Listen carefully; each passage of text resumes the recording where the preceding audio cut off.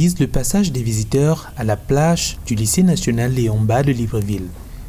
Photographe amateur, il propose des poses à l'improviste, inattendues ou arrangées.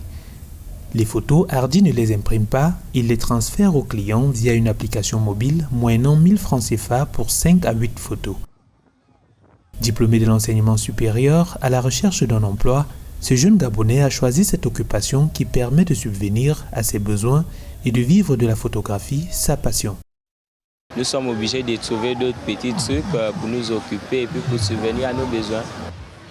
Le métier de photographe nous rapporte, on ne va pas dire beaucoup, mais juste pour subvenir à nos besoins.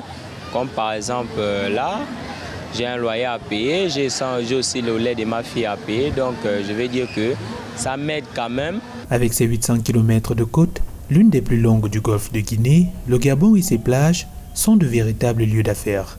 Comme Hardy, des centaines de jeunes déferlent sur ces lieux de loisirs les week-ends pour se divertir ou pour se faire de l'argent. Des grandes firmes de télécommunications aux vendeurs ambulants en passant par les structures hôtelières et de la restauration, tous concourent à accroître l'apport de l'activité balnéaire à l'économie gabonaise. Artisan, Landry Guémot s'est spécialisé dans la confection de bijoux à perles et coquillages, une activité qui lui sourit plutôt. Il venait pour le travail et puis bon, ça n'a pas trop marché comme on voulait et puis là j'ai d'abord commencé là.